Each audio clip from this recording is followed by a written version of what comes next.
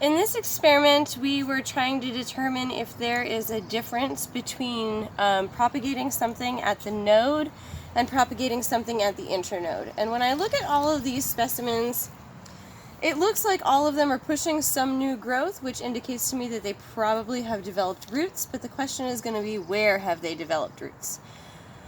This side was propagated where we had a node specifically at the bottom of our cut. This side was propagated where we had an internode specifically at the bottom of our cut. So let's go through and we're just going to I'm going to kind of rough up pretty much all of the soil here because we want to keep as much of that intact as possible. Oh, look at this. Okay, so this one, pushing new growth, barely a root. So that shows me that one, we're getting some rooting just at the node here, nothing in the middle. And two, this doesn't need a lot of roots to be able to start pushing new growth. So we'll see what kind of impact that has on the rest of the propagules that are in here. This is another one that if we had a little bit more time, we would probably see more results, or further along results. But it's kind of nice to capture things in their infancy so we can really see the phases of them. Okay. So this one does not have roots, and instead it gave these plants the job of making new stems. So we have new tissue that's growing here, but it wants to turn into leaves instead of into roots. Same thing has happened here with this particular specimen. We've got a whole new shoot here on either side, but no rooting that's happening. We do have some callus on the bottom here, so that indicates to me that rooting could occur soon from this callus tissue. Here's one.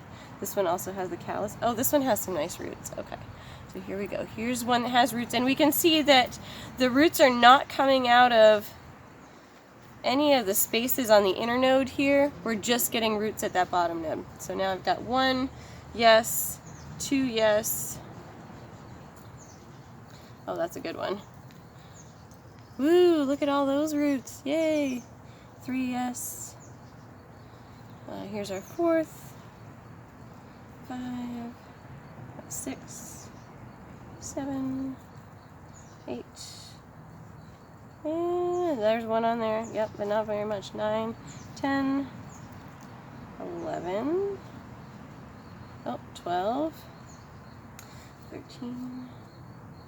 Callus on this one, but no roots. So I'm going to move it over here. 14 and 15 has roots. Okay, so it looks like out of our sample size, I believe we did 20 on this. We have 15 with roots, 4 that have callus tissue but no rooting, and then 1 that's disappeared. So that could have been snail munched, or it could have just shriveled up and died off, and now it's no longer here with us. Okay, so that was the side with the node. Now we're going to look at this side with the internode. I'm going to do the same thing. I'm just going to kind of rough up underneath here, and so that we can loosen the soil, and we'll just see what happened with these guys. Okay, so here I've got rooting, and it's happened at the base and a little bit along the stem, but still nothing in the major part of the internode, so it may just be that we still had some meristematic tissue down there. Not sure. Here's another one. And another one. And another one maybe. Cut location has no real impact in this plant. Excuse me. Okay, there's nothing on that one. This one has some. That's got some. Oh, that's got a lot. That's got a lot. That one's got a lot. That one. This one. Oh, nothing on that one. Oh, nope, there's a little tiny root happening there. So it looks like the roots are all just coming out of the basal cut on these, but it doesn't really matter where that basal cut is. I've got 2 that did not root on the internode side, and 1, 2, 3, 4, 5, 6, 7, 8, 9, 10, 11, 14, 15, 16, 17, 18. 18, all 18 of them there. So out of 20, we have 2 with no roots and 18 with roots, and it looks like the roots have come out of that basal location on all of these. What that could mean is that the exposed parenchyma cells that are affiliated with the vascular tissue could have been influenced by the rooting hormone that we used. Did we use rooting hormone on this? We'll have to go back in our notes and see if we use rooting hormone on this. With mint, you usually don't even need rooting hormone, but it would be interesting to see if the rooting hormone that we did in this was the one that promoted this basal root growth. I want to give you, so this is great. We saw some results in this experiment. I don't know that they're statistically significantly different, but I want to just show this to you in the context of the other mint experiment that we did, which was just by Stolon propagation. And so I'm going to camera magic you over to the chocolate mint now. All right, so this is the chocolate mint. We had propagated this by Stolons. And so we had taken a little ring of tissue that had some roots already starting on it. And look at what we've got here. These are huge, right? Gigantic mint plants.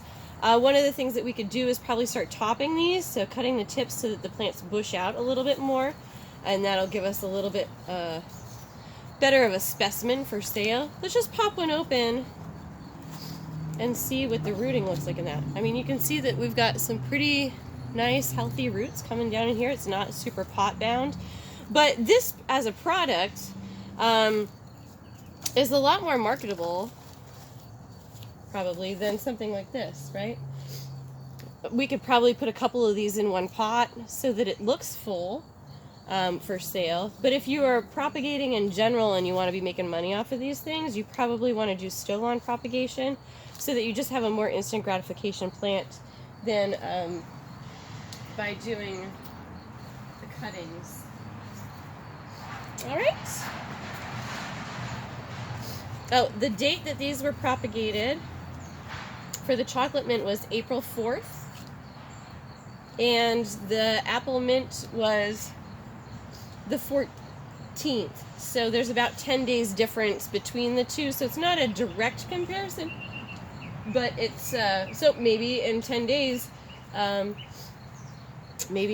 these will look like these. I don't know. They are pushing pretty fast. All right, so there you go. We've covered both our node versus internode experiment with the Mentha suaveolens, the apple mint, and also the Stolon propagation exercise of Mentha peperita, I think, the chocolate mint in this video.